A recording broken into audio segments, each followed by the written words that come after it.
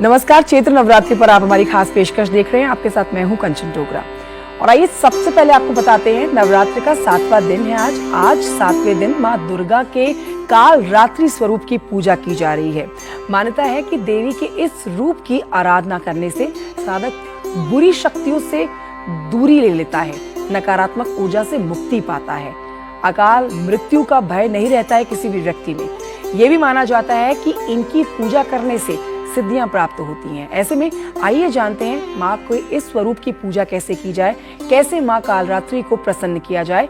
इस पर सवालों के जवाब देने के लिए, आपको और बारीक जानकारी देने के लिए हमारे साथ ज्योतिषाचार्य मौजूद हैं, डॉक्टर पारुल चौधरी हमारे साथ मौजूद है। बहुत स्वागत है आपका। और ये सबसे पहला प्रश्न आज माँ के स्वरूप को प्रसन्न करने से जुड़ा हुआ ले लेते हैं। कैसे माता के स्वरूप को प्रसन्न करें, क्या पूजन करें, किस तरह से सरल पूजन से माँ को प्रसन्न किया जा सकता है और मनोकामनाएं पूरी की जा सकती हैं। जी, माँ काल रात्रि से आपको काल ही आपको समझ आता है, यानी माँ का भयंकर रूप है। माँ का जो रूप है विनाशकारी रूप है।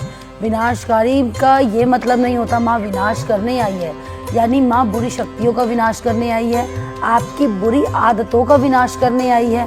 आपको आज कोई चीज़ें छोड़नी है अपनी, तो आप आज माँ की पूजन जरूर कीजिए। माँ रोग भय को विनाश करती है, माँ दूर करती है आपके सराउंड्स में जितनी भी नेगेटिविटी है, यानी आप पे कोई तंत्र मंत्र बाधा या फिर आप पे नेगेटिव एनर्जीज की बाधा भी है तो माँ वो भी दूर करती है। आज के दिन साधना का भी विशेष महत्व माना जाता है, क्योंकि कुछ लोग काल रात्रि माँ की इसलिए भी पूजा करते हैं ताकि उनको सिद्धि प्राप्त हो और वो आने वाले समय में अपने जीवन को अच्छा कर पाए, बेहतरीन कर पाए।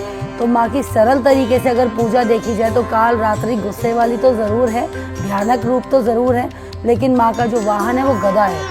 और माँ जो आती है उनको जो अगर हम ग्रह से डिनोट करें उनको, तो उनका शनि ग्रह भी माना जाता है। माँ को काला और नीला रंग भी अति प्रिय है। माँ का जो भोग है या तो आप बतासे लगा सकते हैं या फिर आप अगर अपनी इच्छा से कुछ लगाना चाहिए तो लौंग आज के दिन आप ज़रूर रखिए अपनी पूजा में। माँ आपकी इच्छा भी ज़रूर पूर्ण करती है। अभी हम बात करेंगे पूजा अर्चना की आपको कैसे करनी है। माँ की पूजा अर्चना देखिए साधकों के लिए थोड़ी सी अलग होगी, डिफरेंट होगी, लेकिन आम इंसान गृहस्थ जीवन के लिए हम बोलेंगे सेम आपका वही पूजा का रहने वाला है। सुबह उठिए, स्नान कीजिए, शुद्ध कीजिए अपना जो आसन है उसको शुद्ध कीजिए, वहाँ विराजमान होइए और आप माँ काल रात्रि की पूजा कीजिए। उसके बाद माँ की आप आरती कीजिए। माँ को आज अगर आपके घर में नेगेटिव एनर्जी, अगर आपको लगता है मेरे घर में तंत्र मंत्र की बाधा है, कलेश होते हैं, घर में आपस में नहीं बनती है, पति पत्नी में नहीं बन रही, मतभेद बहुत ज़्यादा है, तो आज आपको एक नींबू काट के और उसमें थोड़ा सा सॉल्ट यानी कि नमक डालना है और आपको थोड़ी देर जब तक आप पूजा करेंगे वहाँ पे रखना है। फिर आप अपने घर के किसी भी कोने में रख सकते हैं। जब भी 9वां दिन होगा, यानी जब माँ का आपका घर से आप विदा करेंगे माँ को अपनी, तो आप उसी दिन वो वाला जो नींबू होगा आप किसी डस्टबिन में या कूड़े में किसी गंदी जगह पे फेंक दीजिए। चौराहे पे ना फेंकिएगा, क्योंकि किसी और का भी पाँव लग सकता है और आपकी नेगेटिव एनर्जी उस इंसान को भी पीड़ित कर सकती है, तो आपको ये भी सोचना पड़ेगा।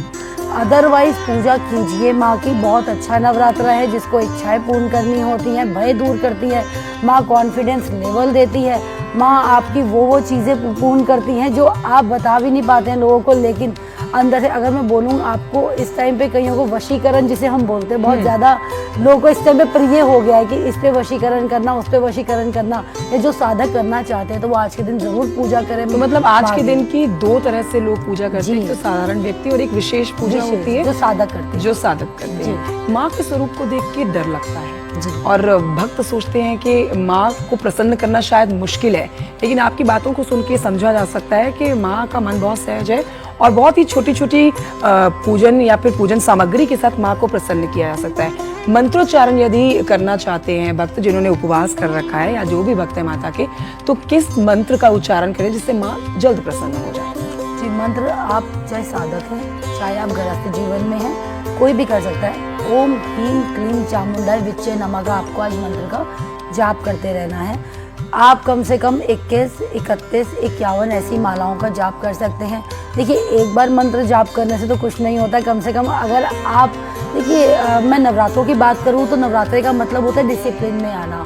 थोड़ी सी अपनी डेली की जो आपकी रूटीन है उसको पॉज लगा के ना आपको समर्पण करना है अपने आप को देवी के बिल्कुल प्राणों में। कि आपको बस उनके पैरों में बैठ जाना है और आपका जीवन बस वहीं पे है। थोड़ी पूजा पाठ में टाइम दीजिए, आधा 1 घंटा लगाइए। लेकिन जो वर्किंग लोग हैं उनके लिए मैं बोलूँगी नहीं आपके पास टाइम, तो आप जब रास्ते में जा रहे हैं आप तब जाप कर सकते हैं, आप तब मंत्र बोल सकते हैं, तब आप बार बार रिपीटेडली आप मंत्र का जाप कीजिए तो आपको उसका भी फल मिलता है। और जैसे मैंने बोला आज माँ को विशेष क्या चढ़ाइए ऐसा कि आपकी इच्छा पूर्ण हो, तो माँ को नींबू की माला खुद बना के 1 नींबू 1 लौंग, 1 नींबू 1 तो लौंग। एक छोटा सा टोटका है ये, टोटका अगर कोई भी है। बाधा आ रखी है या लगता है कि कोई नकारात्मक ये शक्ति आपको आपके घर अपने में घर है, पे नहीं करना, ये आपको किसी काली माँ के मंदिर में जाके है ना वहाँ पर आपको चढ़ानी है ये।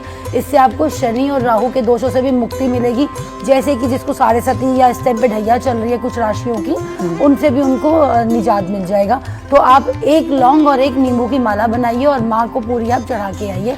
और माँ को आज हरे रंग की चुनरी जरूर चढ़ा। माँ कालरात्रि के पूजन का कोई विशेष समय भी होता है डॉक्टर? जी, अगर आप साधक हैं तो आप मिडनाइट यानी 1:30 बजे से लेके 2:30 बजे तक आप पूजा कर सकते हैं। लेकिन अगर आप गृहस्थ जीवन में नॉर्मल आप पूजा कर रहे हैं, अपना व्रतिया होकर कर रहे हैं आप, तो आप बिल्कुल शाम का मुहूर्त देखिए, राहु काल ना हो, जो भी 6 से लेके 7 बजे का मुहूर्त होगा आप उसमें कीजिए।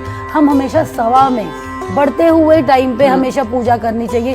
कुछ लोग 4:45, 4:45 ऐसे पूजा करते हैं, पौना करके, यानी घटते हुए क्रम में पूजा कभी नहीं करनी चाहिए। हमेशा हमको शुभ क्रम में यानी बढ़ते हुए, ताकि हमारी बढ़ोतरी हो, हमारी ग्रोथ हो, हमको माँ दे के जाए। क्योंकि हम पूजा भी किस लिए करते हैं, हम भी इंसान है, मानव रूपी है, तो लालसा तो सबको है, तो पूजा हम क्यों कर रहे हैं, कुछ चाहिए हमको।